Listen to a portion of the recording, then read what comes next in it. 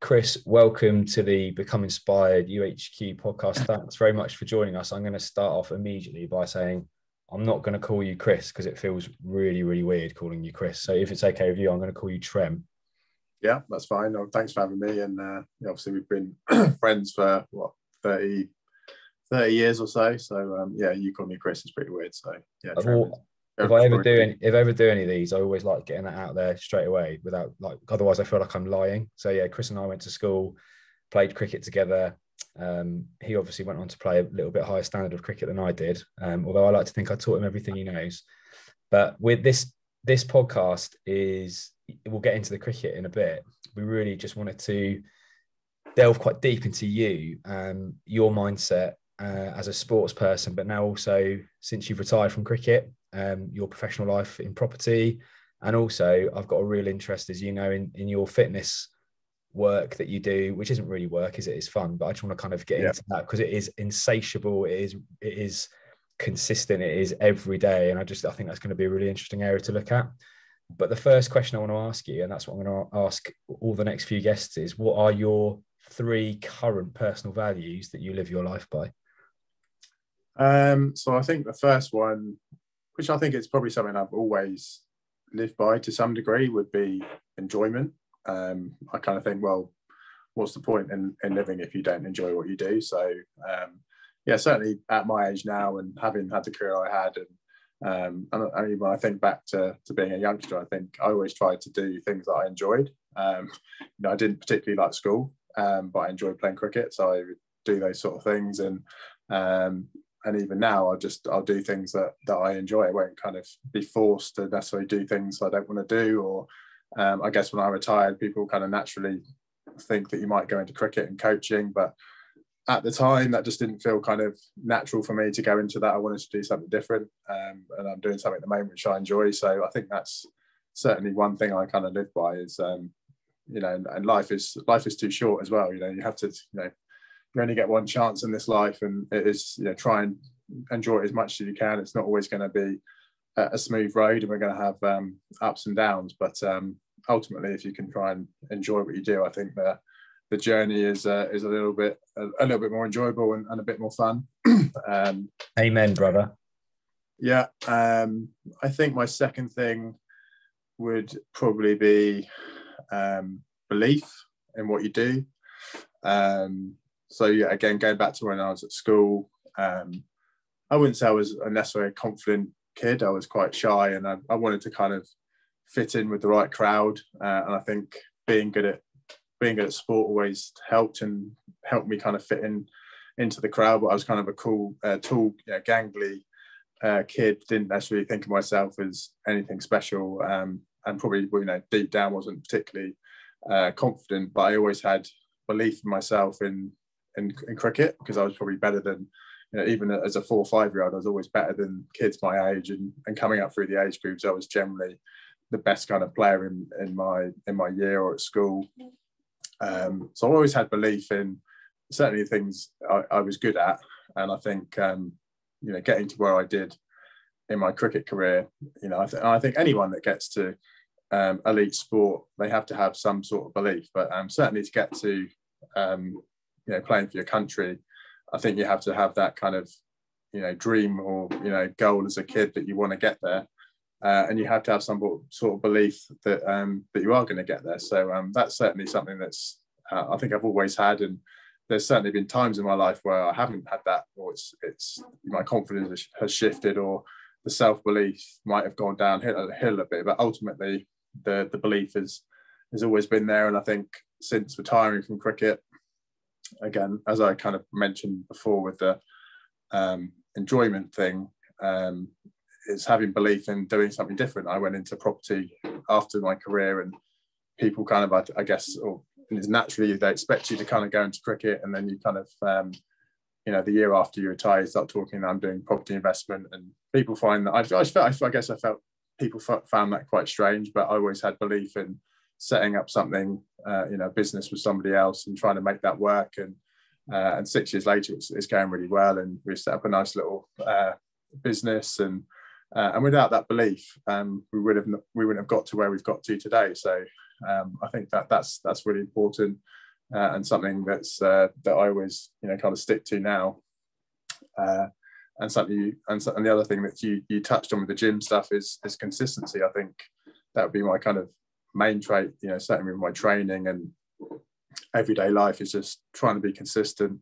Trying to kind of find a routine that works for you. Everyone's different. Everyone lives their life differently, but the things that you want to improve on, the goals that you want to set, I think if you're consistent with your processes and training, I think you've got more chance of achieving those goals if you are consistent, rather than going hell for leather and then stopping for a bit in anything, or you start something and you stop and then you start again. I think if you could really commit to something and you repeat and you are consistent, I think you've got more chance of kind of nailing the end result. So and that, again, that's something I think I've learned over the years from having a cricket career. I made mistakes along the way, but I think the best players that make it to the top, and if you experience but getting to the top, I think you realize that if you are consistent and you do the good things well, more often than not, you will have more chance of succeeding. I like that, and what we're talking about, and the product that we're promoting at the moment with schools is the idea that your values are like a compass to guide you. And I really like almost thinking of these as like a coat of arms, or like like your own personal brand.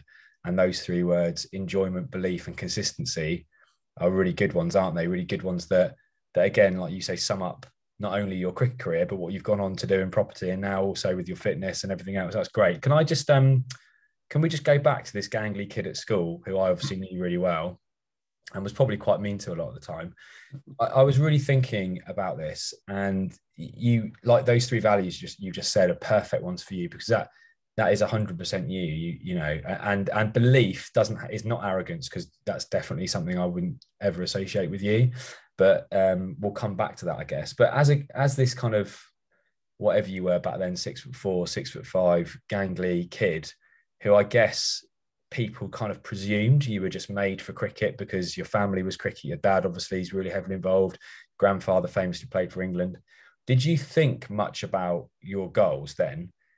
Because my perception of you as one of your friends was, well, he's just made to play cricket and he's not that fussed about it, but he'll go on and play, and look at what you went on to achieve. And the rest is history. And if people don't know, Google Chris Tremlett and see him winning the Ashes in 2000 and what's the year, Chris? 5, was it? 11. Sorry, nowhere near. 2011. So going back to the question, as a kid, did you have that mindset? Did you have the belief, and did you set yourself goals? And or was there a point that you can remember where you was like, I'm going to take this really seriously now? Yeah, no, I think I always had that belief from a young age, from probably like 4 or 5. And where I'm from in Otterbourne, we had a thing called top of hill cricket, which is like people they still do it now, but it's with the blue stumps and the orange ball.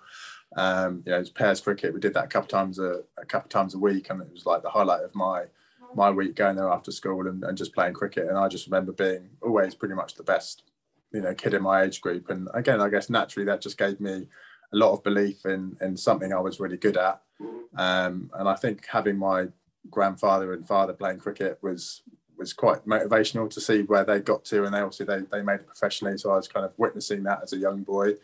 So I think up to trying to push this forward a bit, but I think up to probably about 15, I always had that belief that I was going to play cricket. I didn't really think about too much else. I wasn't particularly academic, or I certainly didn't try very hard at school.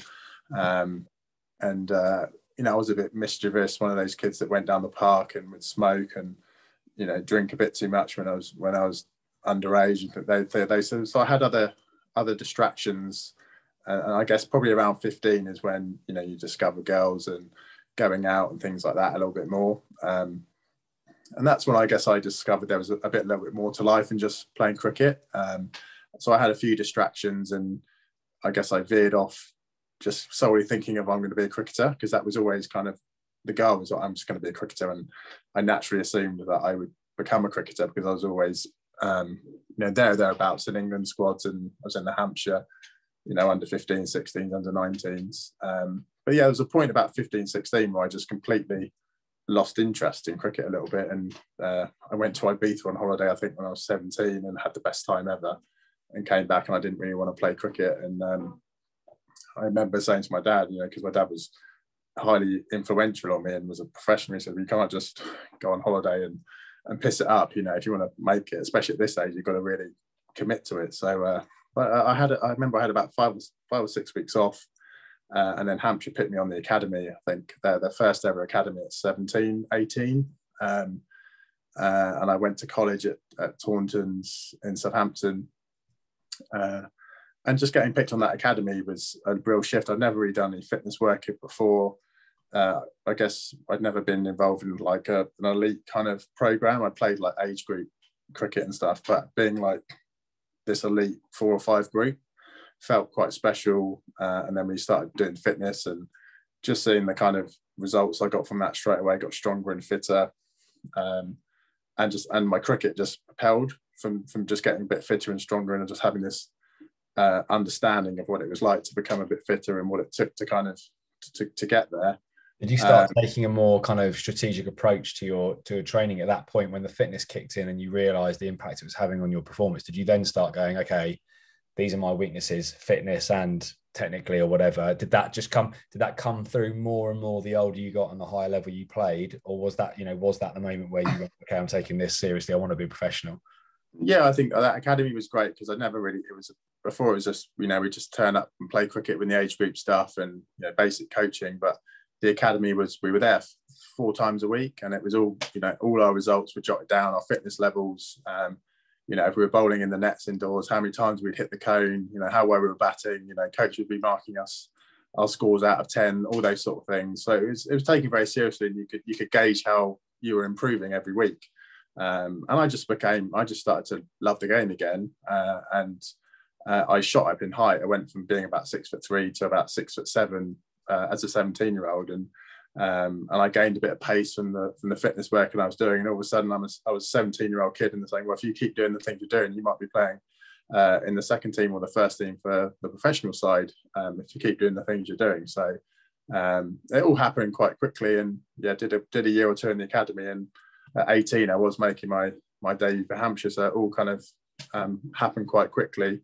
But yeah, I'd say that the kind of cementing factor was playing in that academy stuff, and really having a belief that I wanted to play, and then having a taste of professional cricket at 18. And I actually took a wicket with my first ever ball in professional cricket, which propelled my confidence to the next level. And I got 6 wickets, I think, in my first professional game. And I started getting paid for what I was ultimately doing. It was a pretty cool thing to do when your mates are kind of working at Tesco's and stacking shelves, and you're playing professional cricket and getting paid for it. At the time, it was kind of a dream come true. So yeah, I was lucky to kind of get handed, not lucky, but I felt like it just happened so quickly from kind of 16 to 18. I was just in the academy. All of a sudden I was playing with all my Robin Smith guys that I looked up to for 15, 16 years, and my mates were at college and working in a supermarket, and I was kind of having this opportunity to play cricket. So I think once I got there, it was like, well, I don't really want to lose this opportunity, and things just kind of went from there, really. When you really started making it through to full England level test cricket, that kind of stuff, you've said what your personal values are now. Was the ECB, was England cricket really values driven? So what I mean by that, were you, when you were playing, which was, like you said, sort of 2010, 2011, 2012 sort of era, was there a drive on the values that you had to show as an England cricketer?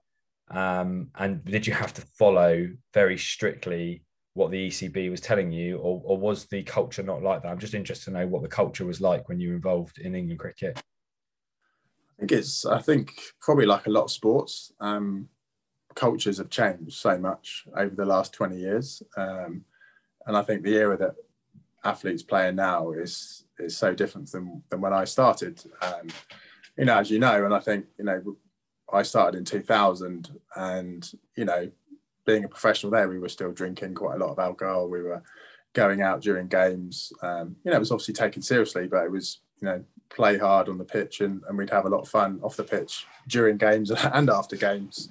And that was mainly with county cricket, but even the top level with England, guys would still have a drink, and it was very relaxed, and and if you were on tour, you'd have fun. So, but ultimately, yes, all those values are important, and certainly, when I got to kind of get a central contract in 2010, so I think since central contracts came in, every sport, especially cricket, has been taken so much more seriously. Fitness levels and mental well-being and well-being of all players is completely changed from. Was that there when you were playing? Was there a sense that your well-being was being looked after, or were you too early on, do you think? I think probably like the 2005 era, it probably wasn't so much there, but then I think, 2006, 2007, I don't know if you remember that, I think it was Marcus Trescothick came home from Australia. And from memory, for me, that was kind of like the first time a cricketer had kind of opened up and said they were struggling about being away from home. And there was that started that kind of awareness. And I think after that kind of moment, they started to have a psychologist, full-time psychologist with England, which you could use if you wanted to use. You didn't always have to use them, but I always found it quite handy just to have them there if I was having Did you ever use a psychologist, Chris? Were you ever like someone that actually got involved? Yeah, like I said, they would always ask if you wanted to have a chat and how you're feeling. And often I would say I'm fine, I wouldn't have a chat. But certainly there were times where I might have been coming back from injury, or even at times where I was feeling good. Sometimes it's just nice to have a different voice to speak to, other than your standard teammates or your parents, or generally people that were pumping your tires up. Seeing on TV and seeing you do well, but they might not necessarily understand what's happening underneath. And and I think when people watch sportsmen on TV, they almost see you as a robot, and you're going to perform every day. It's like Cristiano Ronaldo. You see him play, you just think he's going to go out there and score goals, but you forget that these, sportsmen are normal people. They have lives, they have wives and kids, they have a lot of stuff going on in their lives. So and that can ultimately build up over time, along with loss of form and being away from home, lots of things like that. It's a hugely psychological game, isn't it? You mentioned Marcus Trescothick, and then obviously famous Jonathan Trott came out, didn't he, to say that he was having real issues with anxiety and that kind of stuff. And I think it is one of those sports where you are very much, it's a team sport, but you're very much in the spotlight, where for you as a fast bowler, everyone's watching you bowl, everyone's watching the batter. It's a different sort of dynamic to other sports, isn't it? And I think it's interesting to see, like you say, where it's gone. And obviously now where the England team are, they're in this real transition, and we won't go down that route because we haven't got time. No, but ultimately it's an individual sport. It's a team sport with a lot of individuals playing it, and each individual has their way of going about things, but ultimately it has to fit around the core values. The team will always have its core values, and if you don't fit into that team core value, then you won't fit into that team. But you still have to have your own values and go about it the right way of how you prepare for games and how you mentally prepare. You have your own way, but it still has to kind of fit within how the team are run. So it can be tricky at times, and that's why management can be so hard, and that's why England are having a bad time at the moment. But that's why it's so important that you have a leader that understands multiple different characters. It's so important because everyone's not on the same page all the time. So it's about trying to bring everyone together and being on the same page, and that's ultimately how you succeed as a team. It's very difficult, and when everyone's not buying into what you're preaching, it can be very difficult. And unfortunately, that's England are having one of those kind of times. And it's not just the management, but it's how they're playing on the pitch as well. But it's bringing all those things together, and it's a tough job to do. Talking of a leader that really had an impact on your life, I know, and is obviously topical at the moment, with Shane Warne. I know it's obviously pretty close, and he tragically passed away fairly recently. Are you able just to sort of briefly say why he had such a big impact on you as a young cricketer playing with him at Hampshire, and what sort of made him so special? Yeah, 100%. I mean, for one, it was a it was a dream to have at the time. I still admire as the greatest cricketer that's ever played. To have him come to Hampshire, and he didn't have to come to Hampshire. There was no kind of money incentive. He loved the club, and whenever he came to play for Hampshire, he wanted to get the best out of every individual, and he wanted to get the best out of a team which ultimately was most of the time underperforming.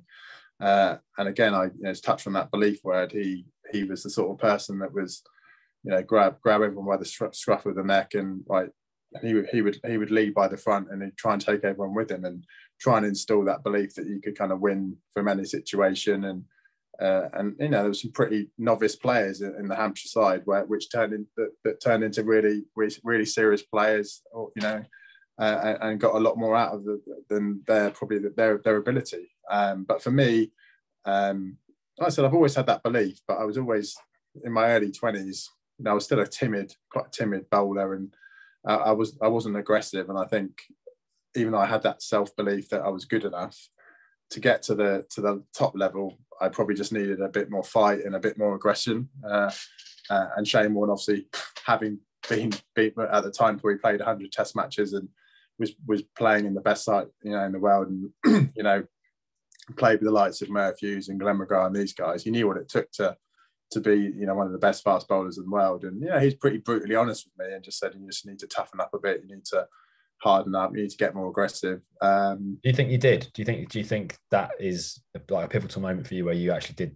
Because you got that quite a lot in your career, didn't you? Because fast bowlers, I remember fast bowlers like Alan Donald and who else? Curtly Ambrose, just like staring people down and literally getting right up in the fan. That's just not who you are. You're not that person. No, and it was never. I was never seen as a menacing fast bowler. And I tried to be somebody I wasn't. And you kind of have to do that as a fast bowler. You still have to, even if you're not a naturally aggressive person, you still have to try and find that aggression or try and have a presence when you bowl. And I think just him just constantly going at me and trying to get me more aggressive. It just slowly over time, I just got more confident with trying to be aggressive, and it just came a lot more naturally after a while. Just because I guess I had someone leading me, saying, "Right, come on, you're the guy I'm going to go to take me a wicket," and he put a lot of responsibility on me. And when I was kind of making a few excuses when I probably shouldn't have done, he would come down hard on me. And when you've got the best player that's ever played the game coming down and telling you what to do, that's pretty special, really. And I never took it for granted. And I owe a lot to Shane Warne. I've said it in previous interviews. And when I retired, he was one of the first people that I messaged and just said, thanks for all your help at Hampshire, and I really appreciate you kind of helping me get to where I got to. And even when I was playing for England, he was commentating things like that. He'd always come and say hello, and he'd always come and give me tips. And even during the Ashes in 2010, he would be out on the pitch and he'd say, "You're bowling really well, and bowl like this to this guy," because he still treat me as a friend. So I can't speak highly of him enough, and it's still pretty surreal that he's not here anymore. But not just for me, but so many other guys in that Hampshire side in the early 2000s. It was even the guys that he wasn't necessarily close with. He's affected their lives in so many ways. And I've seen ex-teammates like Michael Brown, Michael Carberry. I've seen them, spoken to them recently, and they all say the same thing: how weird it is in him not being anymore, and what an influence he had on so many people. But he was just so mentally strong. He's the kind of, for me, pinnacle of someone. He might not be doesn't do everything to the book, but in terms of mental strength and stepping over the line to perform, by God, he was kind of he was able to kind of just switch it on when he needed to. And it was pretty inspirational person in an elite sport to experience that with. Thanks for sharing that. He's definitely my inspiration to become an unbelievable leg spinner right now. I'm ragging it. Can we go on to your fitness? Because anyone that has seen your social media posts, one of the sort of big things that's come through recently is your massive transformation from, we've used the word gangly before. I mean, you were naturally as a kid, quite tall, skinny, nickname of Twiggy. And now I don't know what your stats are, but you know, I don't think you like the term bodybuilder because you're not really a bodybuilder, but you are effectively bodybuilding because your body is totally different. Can we just like go into, you know, what do you think it is? Do you think, and again, I was thinking about this, is it the fact that you were naturally thin and you were nicknamed Twiggy and you were 6'7" and you know, people, it was banter and all that sort of stuff? I've got a brother who's, you know, he's 5'4" at the opposite end of the spectrum, but is also strongman training. Do you think there's something in that you know, almost got picked on and now you want to build up that body, or is it purely down to your love of fitness and training and consistency, like you said at the beginning of the podcast? Yeah, I think it's I wouldn't say I was ever bullied at school for being tall and gangly, but you know, you certainly when you're the only kid at school, I think at 15, and I'm ducking under doorways, and you know, the year 10 and 11s, they're kind of going, oh, he has to duck under doors and things like that. And but it wasn't, yeah, it was just, I guess there was that awareness that I was different, and I guess just being skinny with it. And I think there's so many, you know, guys that go to the gym, or skinny kids that are teenagers, they just hate being skinny. You always want to be the guy that, you know, like, you know, watching He-Man, that was my favorite cartoon as a kid, and I always wanted to look like He-Man, but naturally I just didn't look like He-Man. But then there were some kids at school that naturally had a, you know, bigger physique and things like that. You're a bit more like Skeletor. Yeah, exactly. And then I guess with cricket, being a big bulky, you know, if you want to be a bowler, being a big bulky guy, that again, it doesn't really fit into the physique that you need for fast bowling. And obviously naturally being skinny, it, you know, to put on muscle and weight, it takes a lot of effort and understanding how to do that. So yeah, I think when I again like started the academy, started doing a few weights, and it was actually probably when I was about 20, actually in the National Academy. Some of you might remember a guy called Alex Tudor. He was quite a big, strong guy that did weights in the gym. And I looked up to him initially and was like, he had a big chest and shoulders. He didn't have any legs on him, which is what you actually need to be a bowler. But I just wanted to look a little bit bigger, and I just started doing a few weights with him in the gym, and you know, I actually really enjoyed it then. And I did put on quite a bit of weight quite quickly, as I think you do when you actually get into weights and you start eating the right things and eating the protein and stuff. You get those kind of newbie gains, they call it.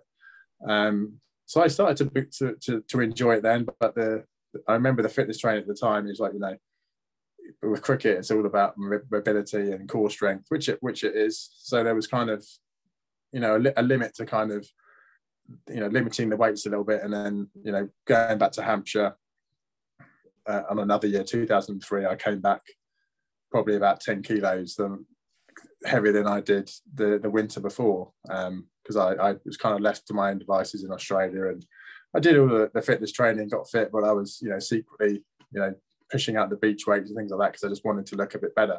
But then the season would come around as well, and you know, you played so much cricket, you weren't able to really get in the gym, so I'd lose all the weight during the season, and the winter you get a bit more time and I'd bulk up a bit.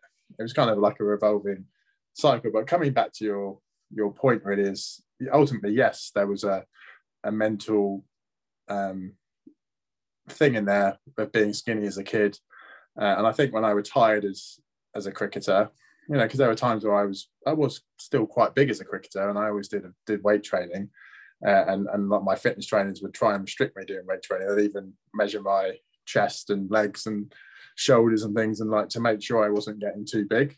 So when I retired, I just thought, well, I'm going to train how I want to train. I'm going to see how I can actually push my body and see how strong I can get, see if I can get a bit bigger, and just train in a completely different way to how I've ever trained. And I haven't got anyone telling me what I need to do, what I need to eat. So literally the day after I retired, I started a new job. At the same time, I was straight into the gym every day, 6 times a week, watching bodybuilder videos on YouTube and Instagram, which I'd never been on before, and just try to get an understanding of what it took to how much I'd need to eat, and you know, train different body parts, which again I'd never really done. I just do a few weights before and cricket based exercises and training. So just started to train like a bodybuilder for 6 months, a year, and then put on some size quite quickly. I think I finished my career at about 105 kilos, and I think a year later I'd put on about 10, 11 kilos, like really, really quickly. And it wasn't. What's the weight? So now I'm right now about 125, but the biggest I've got to is over 130 kilos. That's incredible. So you, when you finished playing cricket, you were about 100. So you were about 100 kilos. I was about 105. The heaviest I ever was when I played cricket was about 110, but that was probably too big as a cricketer. So yeah, about 105 kilos. You know, now I'm 125, but you know, I wouldn't say there's much fat on me. So I probably gained about 20 kilos of muscle. I was over 130 kilos, and I was a bit bigger, but I was probably carrying a bit more fat on me. But that's what people don't necessarily know, they don't follow you, is you literally get up every day, whether you're fit, injured, ill. I've never really met someone, I don't think, like you. And that has almost become your kind of social media brand, is it doesn't matter, back in the gym, back in the gym, back in the gym. Pretty incredible. I mean, what is it? So can I just like back to your, like, you obviously, it's interesting because you were restricted as a cricketer, like you said, because you had to perform as a fast bowler, and being a big 130, 125 kilo, you know, bodybuilder effectively is not going to help you bowl. So I get that part of it. But you know, now you're 40, hope you don't mind me saying, and a dad of two. You know, what is the motivation behind getting up every day, rain, wind or shine, and training? I think it's still a lifestyle that people wouldn't have necessarily seen it with cricket, because obviously people just see you playing cricket. But I was always a bit of a overtrainer, so I do my cricket nets and, you know, my skill work, and then I would go and do some weights or go and do some extra core work, or I'd go and do fitness, and I did probably stuff I didn't need to do, but it was almost like there was always this thing in the back of my head was I wanted to always make sure I was doing a little bit more than I probably should, because if I'm not, because there are times where you wouldn't do it and you get injured or you wouldn't perform, and I'd feel guilty for that. So I always felt like if I felt like I was training as hard as anyone else, I wouldn't have any regrets, because I knew I was putting in the work. And I did genuinely enjoy the gym. I always enjoyed the gym. Even when I was playing for Surrey in 2010, 11, I think when I first joined, we actually had a 24-hour gym below where I lived in Vauxhall, and and sometimes I couldn't sleep, and I'd go down at 3 a.m, and I just, even if it wasn't anything heavy, just get a pump or, you know, do a bit of rowing or something. I just enjoy doing it. I've always enjoyed the gym ever since probably about 18, 19. Do you think you're addicted? Do you think it's your, you know, some people turn to drink, drugs, you know, things that are bad for them in inverted commas. Do you think you've got a bit of an exercise addiction? And I don't necessarily say that in a bad way. Obsession, addiction, you know, I'm not saying you're unhealthy. You're one of the healthiest people I know. Because the other thing with you is you have a beer, you know, you eat a pizza. You're not ridiculous like that. You know, how do you ever stop and think about it?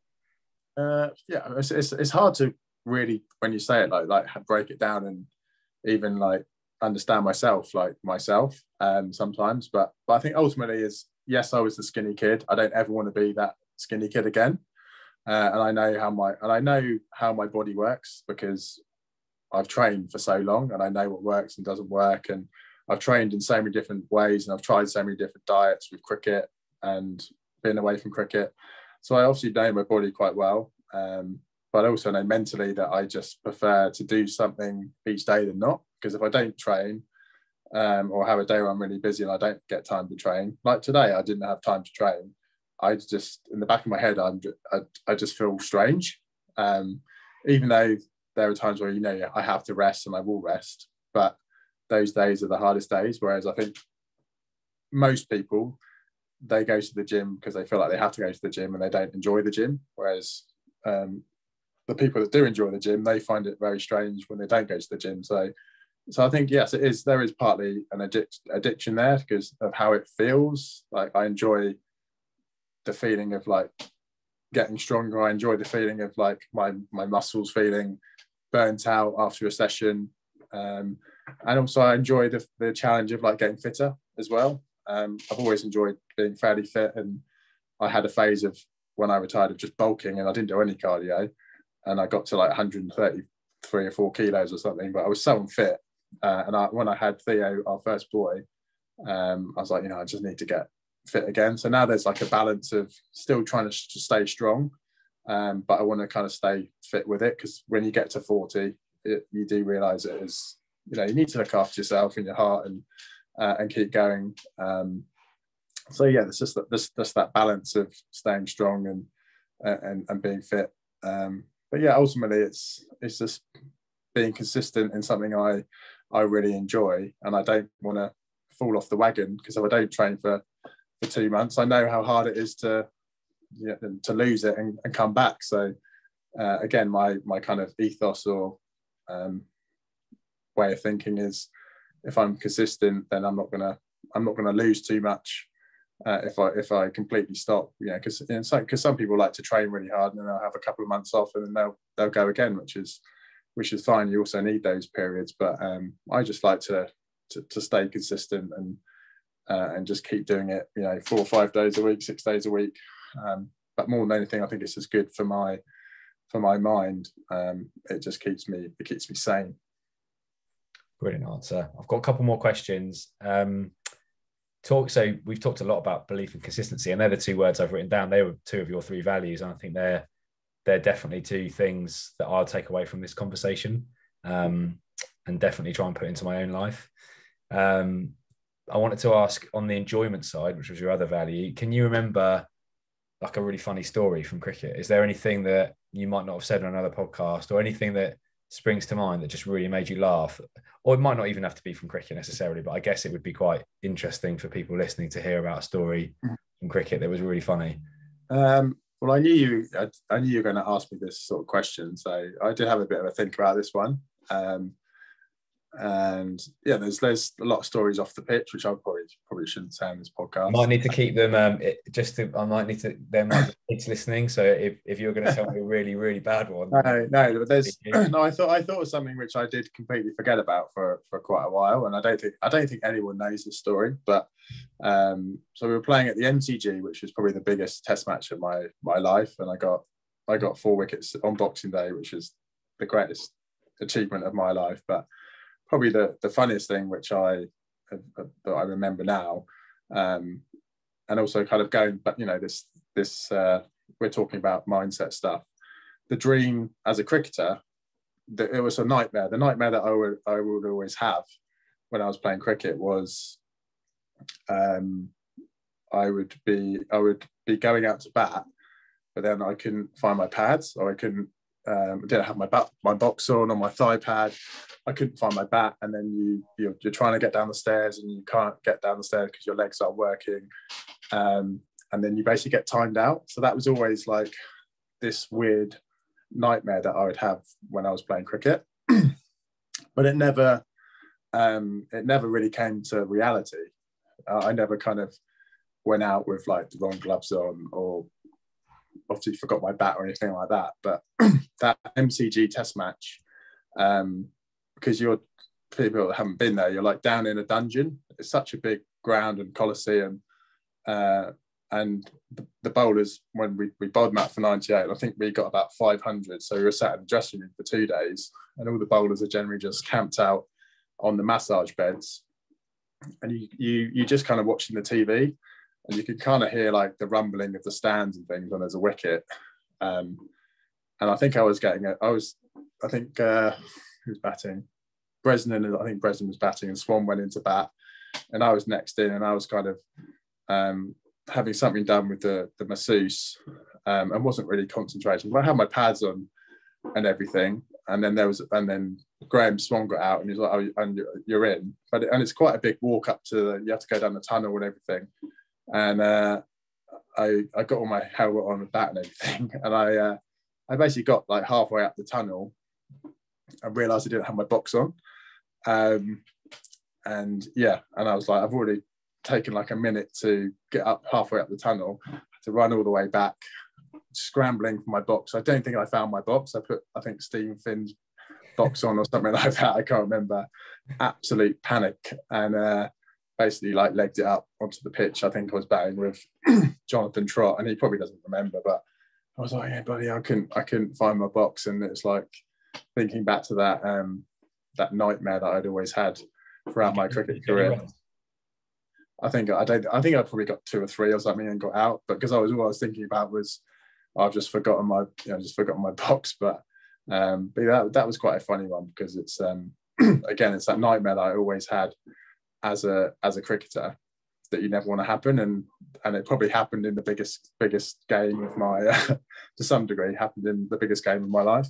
And also formal apology to Stephen Finn from Trem for wearing your box without telling you. Yeah, I don't know if but I remember I was scrambling around for this box and just saw a box and put it on and legged it out in front of about 70,000 people or something. It was quite funny. If only they knew what you were doing behind closed doors. Final question: is there any little snip, like a nugget of advice for an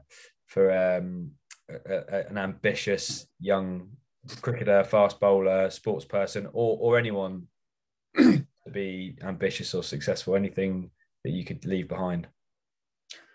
Yeah, I mean, there's so many things, but I think, certainly from a younger age, just enjoy it as much as you can. I think so many people will say that, but just try and enjoy it as much as you can. And it's the classic stuff, really. Enjoy it and work hard. If you really want to achieve something, you have got to put in the hard work. And we live in a world now where we have social media and everything is scrutinized so much, and everyone's kind of looking at you on everything's filmed and videoed. It's really difficult, and I don't kind of envy some of the kids that kind of have to grow up in the kind of world we do now, because we didn't really used to have that. But ultimately, if you want to get to the top level, you have to work hard. You have to put in so much effort. You have to make so many sacrifices. And I think, again, when I was that 16-year-old kid, I got to that point where I was like, do I really want to make these sacrifices? Part of me didn't, but I'm so glad that I chose the other route and was like, okay, I'm not going to keep going down the park. I'm not going to go out to the pub. I'm not going to go to the parties on a Saturday. I'm going to work hard and go to the gym and do the extra sessions and make sure that I turn up on a Saturday or whenever it was and play my best. And lucky for me, it's worked out. And that's one of the reasons I think why I got to where I got to is because you make those sacrifices. So if you want to get to the top, you will get to a point where you do have to do that. Talent will only take you so far. And then the hard work and mental stuff has to kick in at some point. So it's just identifying, I guess, that phase of when the sacrifices have to come, and if you really want to make it, you've got to put it all into what you want to do. Trem, thanks so much for your time and for giving us those lovely little bits of advice and an insight into what's made you successful. If you don't follow him already, it's Chris Tremlett 33, I believe, at Instagram. That's the Instagram. Right. What's it called? I don't even know what it's called. The Instagram what? Hashtag, is it? Real rubbish. I don't know. A couple of 40-year-old men. We're too old for Instagram, but yeah. If you want to watch a few fitness videos, then that's my page. So it's just mainly me doing what I do in the gym and things. But Chris Tremlett 33, top man. Thanks very much, Chris.